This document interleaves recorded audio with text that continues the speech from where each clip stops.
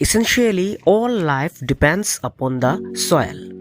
There can be no life without soil and no soil without life. They have evolved together. Hello students and viewers, how are you all? I hope every one of you is fine and safe in your home. This is your Arindam sir and you are watching Revision Learning.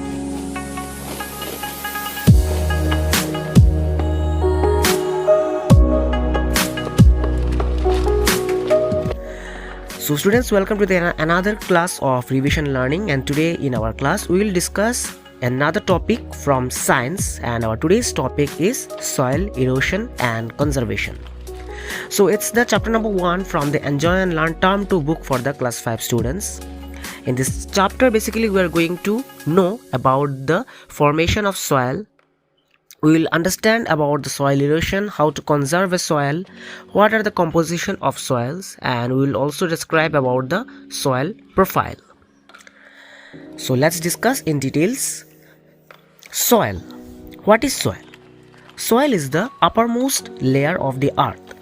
It's one of the most valuable natural resources.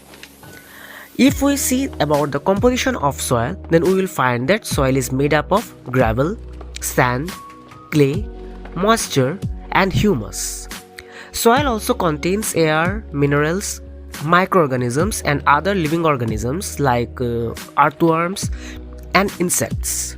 So in short, the soil is mainly made up of minerals, organic materials, air, water and living organisms, including the dead remains of plants and animals, and this is what we call humus. Humus is the organic component of soil formed by the decomposition of leaves and other plant materials by soil microorganisms. Now all these things make the soil very fertile, and this fertility this is why soil is capable of producing abundant vegetation or crops. Like for example, different plants grows in soil. Also, small insects, rabbits, earthworms live in the soil. We all are directly or indirectly dependent upon the soil for our daily needs. Now, let's discuss about the formation of soil. Soil is formed by the combination of physical, chemical, and biological processes in which huge rocks are broken down into smaller particles over a longer period of time. Soil is formed when the rocks breaks down or powdered down into tiny particles due to drying, heating and cooling by the sun, rain and wind. Rocks undergo a process of expansion and contraction in which they expand during the day and contract during the night due to the constant rise and fall in temperature. However, not all the parts of a rock undergo expansion or contraction at the same rate at the same time, resulting in the formation of cracks. Gradually, these cracks cause the rocks to break down into smaller pieces. With time, these smaller pieces convert into particles and form soil. Water has a great role in the formation of soil. Water that gets collected in the cracks of the rocks sometimes gets freeze or sometimes freezes, which helps in widening the cracks. Flowing river water also helps in the wearing down of rocks over time, which results in the formation of soil. Sometimes strong blowing of winds also rub against rocks and help in wearing them down. Also, some living organisms like lichens, they grow on rock surfaces, release certain substances that cause rock surfaces to powder down and form a thin layer of soil. So this is all about the formation of soil. Now we will see some of the uses of soil. Now this is very common, like as soil is very essential to us, as because of soil plants can grow, we can get foods from plants. Soil also helps in storage of water. Soil also provides useful minerals. Now let's see the soil profile. There are three layers of soil. The first layer is the topsoil. Topsoil is the uppermost layer of the soil which is very fertile because of the sand, clay, humus and moisture over it, and plants get very essential nutrients from this particular layer of the soil. Now the second layer is subsoil. It's very little humus, but it contains water. Roots of trees generally reach this layer and hold this part of the soil. Now the third is bedrock. The third layer has large pieces of rocks and is called the bedrocks, and it's quite deep inside the earth, especially filled up with rocks. Okay. Now we will focus on our today's main topic, that is soil erosion.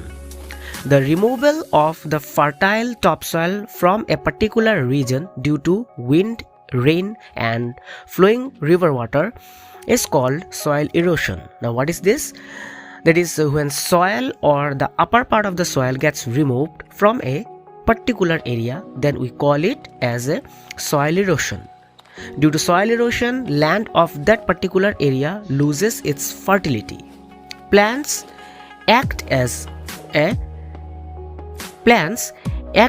soil binders. Now it means roots of plants and trees can bind that particular part of the topsoil together, and due to this binder or due to this binding capacity, water, rain or wind cannot remove the soil of that particular area easily. Hence, plants are very helpful in preventing the soil or preventing the erosion of soil. Okay. Now we will discuss some of the reasons of soil erosion. Now basically the first reason is running water. Running water is the leading cause of soil erosion because water is abundant and has a lot of power. When it rains, the rainwater flows into the land and takes a huge part of soil with it. Soil erosion is more likely in the hilly areas as water flows down very fast in those areas. Also, the flowing river water causes soil erosion along the banks. Gradually, the land near the banks of the river loses its soil because of the flowing river water and the force of the water, and the land starts to break down, and thus the soil gets deposited on the river, causing soil erosion. Second is wind. Wind is also a leading cause of soil erosion because wind can pick up soil from one place, and especially in the desert, and can blow it far away. Other human activities of soil erosion includes deforestation. Now deforestation means the cutting down of trees on a large scale. Students, you know that the roots of trees and plants hold the soil tightly. Now when the trees and plants are cut down, the topsoil becomes loose and it can be easily carried away by strong wind or running water. That is why we should not do, or we should avoid deforestation, that is the cutting down of plants. Now the second is overgrazing. Now overgrazing means when our animals like the cow, sheep and goats made to graze on the same area of land again and again, that particular area loses the green grasses and other plants, and as a result of which the soil of that particular area becomes loose. Now it can easily be carried away by the strong winds if the soil of an area is loose. Third is plowing of hill areas. Now the plowing in the hillsides can also cause soil erosion. Now we will see how we can conserve, how we can prevent, or how we can protect our soil from getting eroded or from its erosion. Now conservation of soil means the protection of soil from its erosion. There are several processes of doing the soil conservation. The first is afforestation. Now what is afforestation? Afforestation means growing of trees on a larger scale is called afforestation. If we plant new trees or plants in place of the cut down trees in the forest, then we call it as reforestation or afforestation. And by this process, the forest will continue to have a sufficient number of trees every time, and thus we can prevent soil erosion by doing this. Okay, now the next process is growing plants in the farmlands. In farmyards or farmlands, by growing bushes or trees along with the edges of the farmland, we can reduce soil erosion by reducing the speed of wind. Also, we can follow the crop rotation process in the farmlands. What is crop rotation process? We will see now. If we grow rice in a particular soil, then once rice gets ripe, the nitrogen in that particular soil gets lost. Then how we can recover it? We can recover the minerals of that soil if we grow some leguminous crops, like for example beans, grams.